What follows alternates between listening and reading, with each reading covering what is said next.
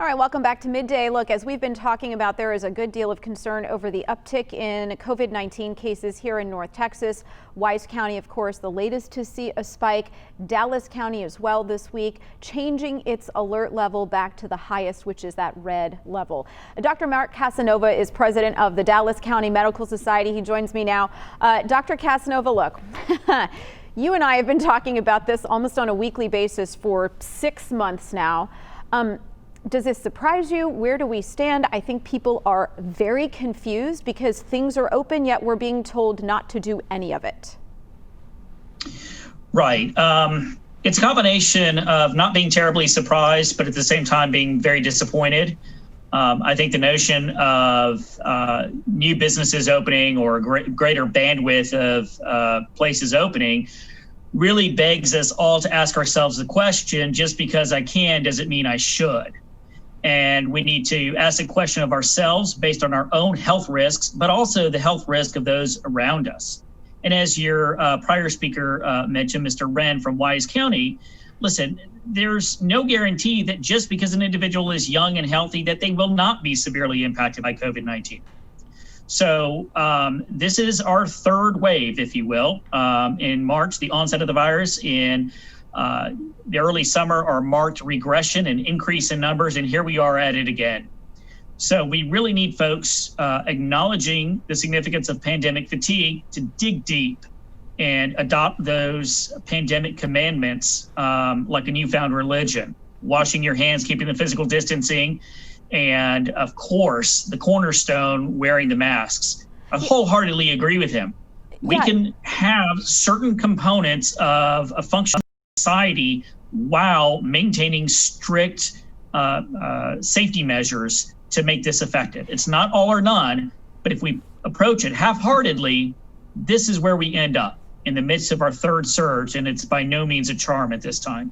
So I hear what you're saying, but I need someone to break it down, right? Not as a health reporter, just as a person, a lay person, because, you know, we have had so many conversations about how people do think, hey, I'm taking a calculated risk for myself. What does that mean? Does that mean not going to weddings, baby showers, bridal showers? You know, we've heard County Judge Clay Jenkins say that. But then, okay, so you're saying no to this, all this stuff, right? Not going to the gym, but then can you go out to eat dinner one night, or is that also a no? I mean, I think it's very, very difficult to people to understand what is a calculated risk. So maybe another way to put it is think of COVID-19 as a campfire, and you interacting with others, we interacting with others outside of our home and in places that we would consider to be a non-necessity, i.e. non-work, non-grocery store, non-doctor's visit, has the potential to add kerosene to that campfire.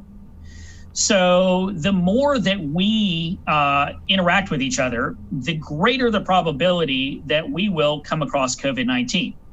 Now, you can think of a chain of events where it's spread at a bar to begin with, or a restaurant/bar, then the football game by the next individual, then the workplace by the next individual, then another football game by the fourth individual in line, and finally it hits the fifth individual in line. So we really need to think about our own personal risk, the risk of those that live under our roof, but then it extends one level beyond that. That societal responsibility of, I may fare well with this, hopefully, fingers crossed, but what about the individual downstream? So I think the safest way to think of it is, outside of our employment, outside of our necessity to provide our family food and shelter, and our own basic needs to include healthcare and the like, we really need to batten down the hatches right now. We are in store for a further increase in our numbers. We haven't seen the peak in this current regression of cases, or regression of control, I should say, increase in cases. I'll also emphasize that this is not the fall and winter effect that many of us have been concerned about. This was a human effect. This was both large gatherings and a multitude of medium-sized gatherings.